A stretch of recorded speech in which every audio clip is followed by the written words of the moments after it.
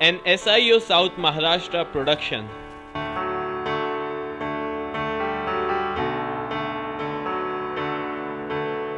First, I would like to request our National President, Brother Iqbal Hussain, to felicitate Muktesh Anand ji, Brahmachari Muktesh Anand ji.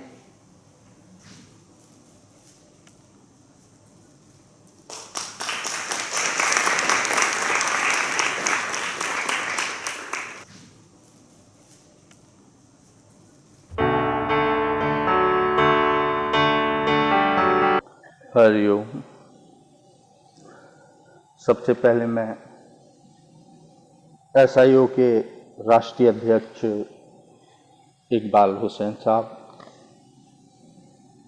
मौलाना दरियाबादी जी और को हार्दिक अभिनंदन करता हूं और आप सबको मैं इस सभा में धन्यवाद ज्ञापन करता हूं, क्योंकि इस धरती पे आने के बाद ऊपर वाले ने इंसान को इस धरती पे भेजा था ये कह के कि तुम एक इंसान हो और इंसानियत इस धरती पे कायम है, ये ध्यान तुम्हें रखना है। नारायण इंसान के साथ साथ शैतान का भी वजूद तो था, लेकिन चाहे आप कुरान शरीफ पढ़िए, चाहे गीता पढ़िए, कोई भी धर्म ग्रंथ पढ़िए, ये जितनी आप मजहबी किताबों का नाम सुनते हैं, ना तो ये इंसानी है ना रूहानी है, सब की सब आसमानी कही जाती हैं। आसमान का मतलब है कि एक विराट स्वरूप, अनलिमिटेड, और आसमान को साक्षात्कार करने के लिए, समझने के लिए आपको अपने दिमाग को, अपने आप को उसके समान बड़ा करना होगा। उसके लिए नमाज पढ़ते हैं, हम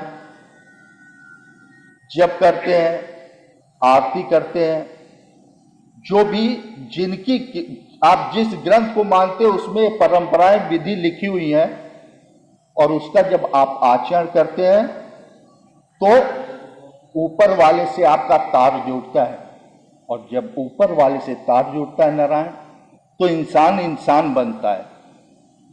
सारे के सारे ग्रंथ यही कहते हैं, सारी धरती, सारे इंसान को एक, चाहे ब्रह्म कहिए, अल्लाह कहिए, खुदा कहिए, बनाने वाला एक है, ना दूसरा था, ना है, ना होगा। लेकिन उद्देश्य सोए हुए जमीर को जगाना, जिसको कि SIO ने बड़े अच्छे ढंग से आगे बढ़ाया। नारायण, प्रेम कारण से होता है। अगर हम सब अपने को एक ऊपर वाले की संतान मान ले तो प्रेम के लिए ढूंढने की कोई जगह ही नहीं है। एक दूसरे से लड़ाई झगड़ा हो ही नहीं सकता। तो ये ज्ञान, ये बोध कि हम सब के सब एक हैं, एक परमपिता के संतान, धरती एक है। कुरान भी कहती है कि धरती और इंसान को तुम बांटना ही मत। गीता में भगवान श्री कृष्ण कहते हैं, ममय वांसो जीव लोके जीव भूत सनातन। इस धरती पे जितने इंसान हैं सब एक ऊपर वाले ने बनाए हैं, इसलिए इनको बांटना ही मत, धरती मत बांटना। और आज उन्हीं ग्रंथों को आधार करके सब एक दूसरे को अपनी अपनी दुकान चलाने के लिए इंसान को ही लड़ा दे रहे हैं। तो मैं धन्यवाद देता हूं इकबाल साहब को, जिन्होंने इतने अच्छे उद्देश्य को, कि इंसान इस धरती पे इंसान अगर बना रहे तो जन्नत ढूंढने के लिए आपको कहीं जाने की जरूरत नहीं है। जहां धर्म होता है, मजहब का आचरण होता है, पालन होता है, वहीं जन्नत होती है। लेकिन हालत वो है नारायण, किसी ने पढ़ लिया किताब में कि माँ के कदमों में जन्नत होती है। उस माँ के 3-4 बच्चे थे, तो उन्होंने कहा जन्नत कहाँ है? माँ के कदमों में। तो सबसे जो चालाक था, जानते कि उसने क्या किया? माँ का पैर तोड़ के अपने झोली में रख लिया, कहा बाकी माँ तुम लोग ले लो, जन्नत वाला पैर तो मेरे पास आ गया। तो मजहब या धर्म के नाम पे अगर ऐसा आचरण न हो, ये जन्नत उससे नहीं मिलनी है। माँ का पैर तोड़ के कोई ले ले और कहे मुझे जन्नत मिल गई, तो कभी जन्नत मिलनी नहीं है। माँ के कदमों में जन्नत का मतलब कि उनकी सेवा करो, उनके बताए रास्ते पे चलो, बुजुर्गों की इज्जत करो। तो अब आगे आप लोगों को बहुत अच्छे उद्देश्य को लेके चले हैं, आपके बुजुर्ग हैं, ये मार्गदर्शन करेंगे। मेरी शुभकामनाएं आप लोगों के साथ हैं। इसी के साथ मैं अपनी वाणी को विराम देता हूं। ओम शांति शांति शांति। इसके बाद फेलिसिटेशन के सिलसिले को आगे बढ़ा दें। मैं सदर तंजीम इकबाल हुसैन साहब से गुजारिश करूंगा कि वो मौलाना महमूद दरियाबादी साहब को गुलहाए अकीदत पेश करें। मौलाना महमूद दरियाबादी साहब।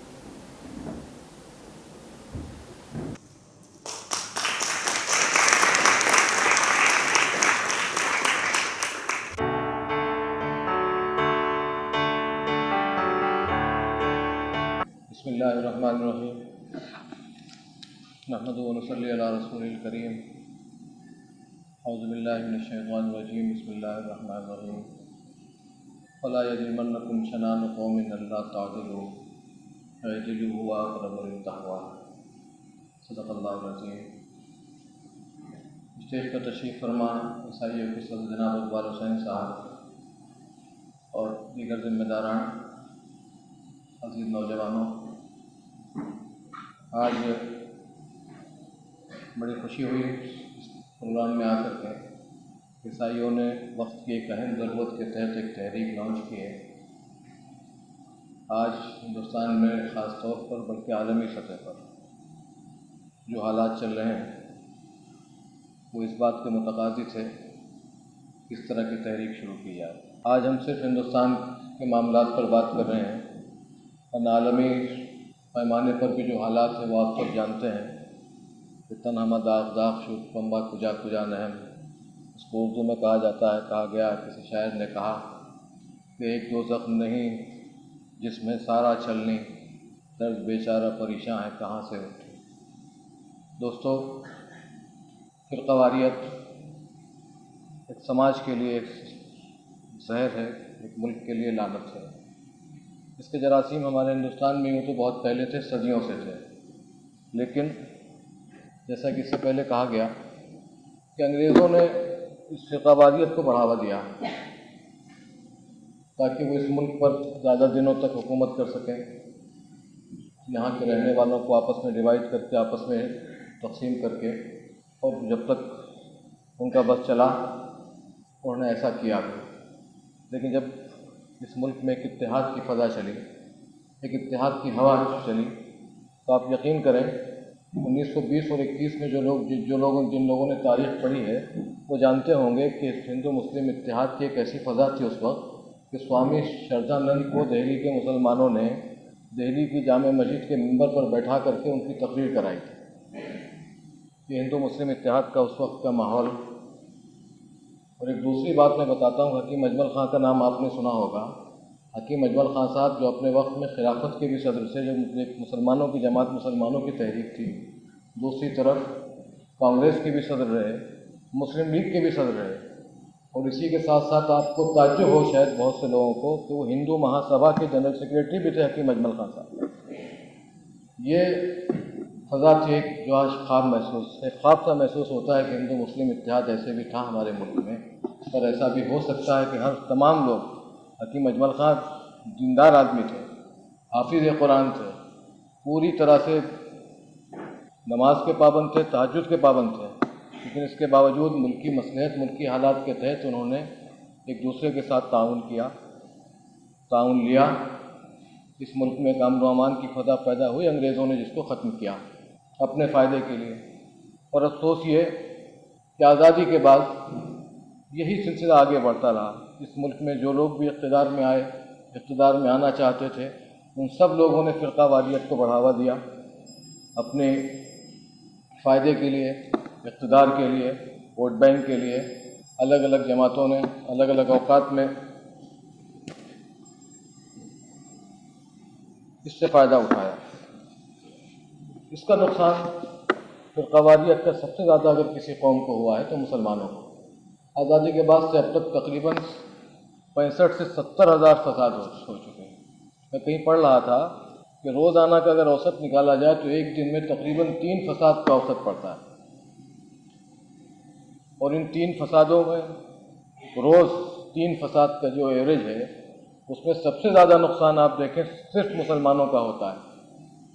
इन तमाम फसादात में मेरे ख्याल से हज़ारों मुसलमान शहीद हुए होंगे, करोड़ों और अरबों की मिल्कियत उनकी तबाह हुई होगी, न जाने कितने बच्चे यतीम हुए होंगे, कितनी बहनें बेवा हुई होंगी, कितने बुज़ुर्गों के बुढ़ापे का सहारा छिन गया होगा।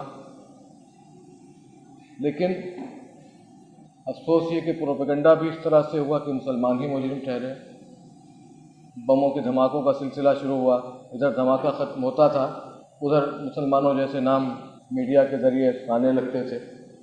तो एक सबसे बड़ा नुकसान जो हुआ फसादात में, जो मुसलमानों का जानी और माली नुकसान हुआ, ये तो हुआ ही है, लेकिन एक सबसे बड़ा नुकसान हुआ है जिसको दूर करने की हम सबको कोशिश करनी चाहिए। वो सबसे बड़ा नुकसान ये हुआ है कि इस मुल्क में रहने वाली जो गैर मुस्लिम अक्सरियत है, हमारे गैर मुस्लिम जो भाई हैं, इस प्रोपेगेंडे का शिकार हो गए हैं कि वाकई मुसलमान फ़िरका परस्त होता है, वाकई मुसलमान आतंकवादी होता है, वाकई मुसलमान शरीर होता है, मुसलमान इस मुल्क से मोहब्बत नहीं करता, इस मुल्क के ख़िलाफ़ सोचता है। ये प्रोपेगेंडा आज इस मुल्क में रहने वाले अक्सरियत जो गैर मुस्लिम हैं उनके जहनों में ये बात तकरीबन समा चुकी है।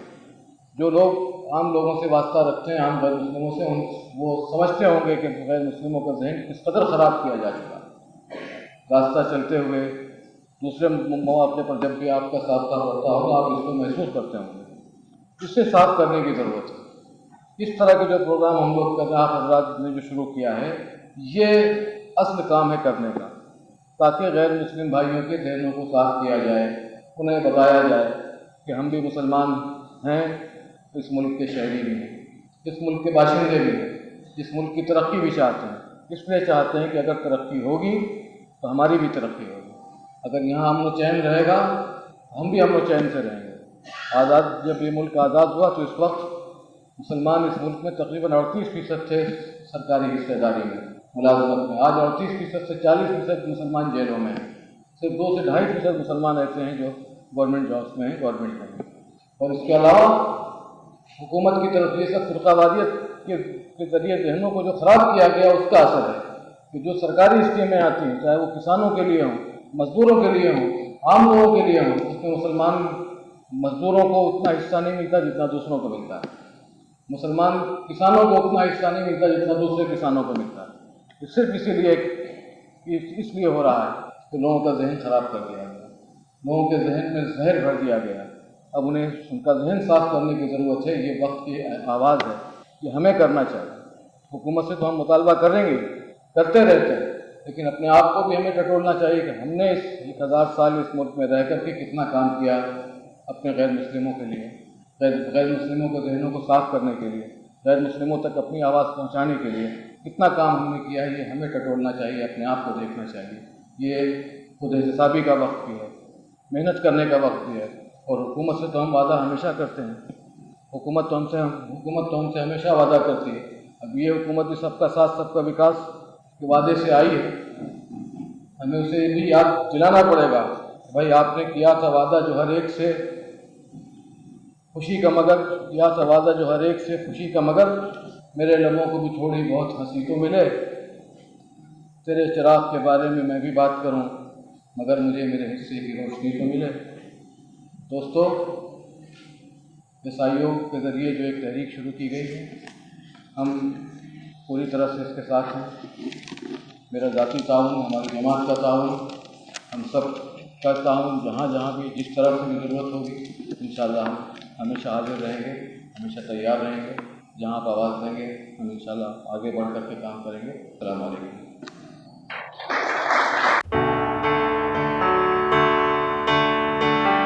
First of all, I must compliment and congratulate the SIO for the launch of this campaign, V for Constructive Thought.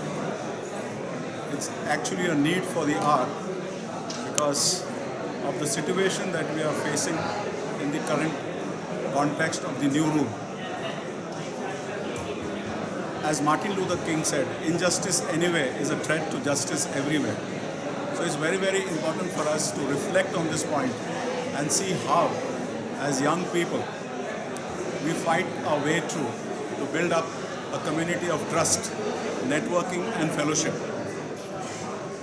But what is very important for us is to understand whether we are the victims or are we willing to lead. I think the challenge for SIO is to lead the present situation. We have the law and we have the constitution, which is a broad agreement in which we can live with each other.